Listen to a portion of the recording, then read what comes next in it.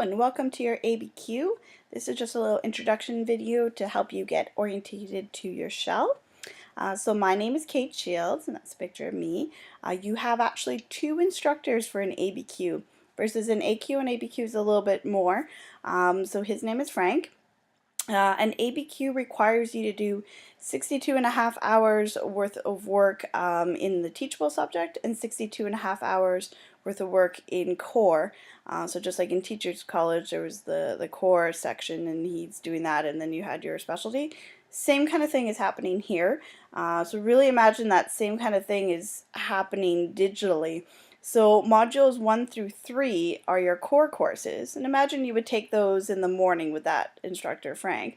And then in the afternoon, if you were in a live class, you would go to your teachable subject, your specialty, where I do modules 4 through 9.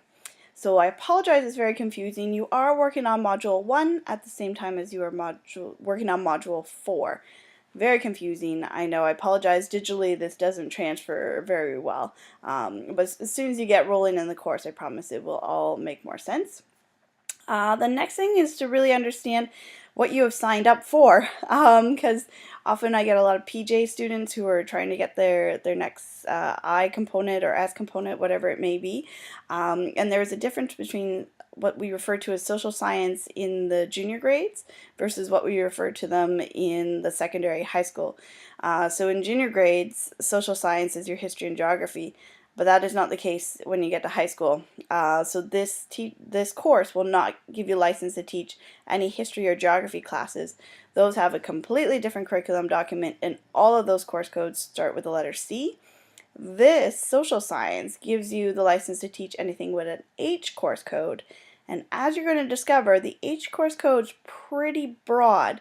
Most of you are able to take this probably because you have enough social psych or anthro background. But there are other courses in there like diversity, fashion, cooking. There's a lot of different things in the H course code. All right, and you will discover that. Okay, how to kind of navigate the course. So when you are in the shell, on the left-hand side there's a menu that looks like this. You're pretty much going to live in the three things that I've highlighted in the red box here: the content, the discussion, and the course assignments. The content is really like the textbook. That's where the readings are listed and like what you have to do for each module. There's always a discussion post, so then go to the discussions, fill out the post there, and then your course assignments are your evaluations. There's one due pretty much every 2 weeks and on Tuesdays. And so the breakdown is here, and the value for each of them is also here. You can see the highest one, or the most important, is doing the unit plan, as well as participating in all the discussion posts. So in the course shell on the home page, there is this study schedule link that is there. I've copied it to you in this email. I'll probably send it a couple of times. This is what will help you sort out in your mind the things that you're working on. So in the first week, you start module 1 with Frank, and you start module 4 with me, and here are the things that need to be done. The second week, you're still in module 1 with Frank, you're still in module 4 with me, and it's wrapping up, and you have an assignment due for me, which is assignment 5.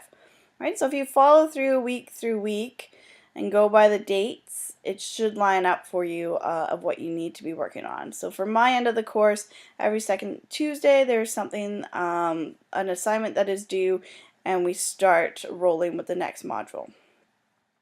Submitting work for me, I do not want anything emailed. I have gone through each assignment and added a Dropbox so that you can also see your mark being populated live in Blackboard. So please submit all your work there. Discussion posts, it is important that you create a new thread, right? That I think enough people have been on discussion boards now. It's not like when I first started.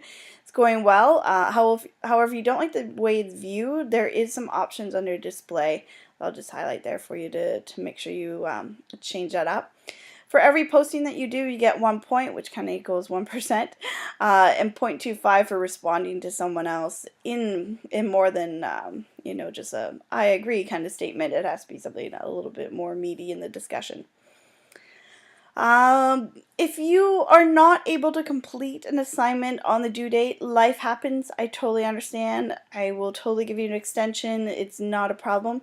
But it has to come into me before the due date. I have to, keep that paper trail going for Nipissing University. And it's fine to give extensions. Just the dated on the email must be before the date of the due date, or else then all the applicable late charges and all that apply. Refer to the study guide as much as possible for those due dates as well. All the assignments, there's nothing that I really require anything to be of any length other than the unit plan, so please keep those short and sweet. All the communication that I'm going to do with you is through your Nipissing University email account. If you're like me and you have several email accounts and you just don't need one more to check, the first time you log into your Nipissing one, because it's Gmail, there is a way to forward it. So if you go to the cogwheel under the settings, there is a forwarding tab, and you can get all the emails from Nipissing forward to another regular email account that you check all the time, and that might be your best way of making sure that you keep up to date with my emails. I do send an email out once a week to kind of remind you what you're supposed to be working on and give you some extra resources. All right, good luck signing into the course, and I'm looking forward to working with you all.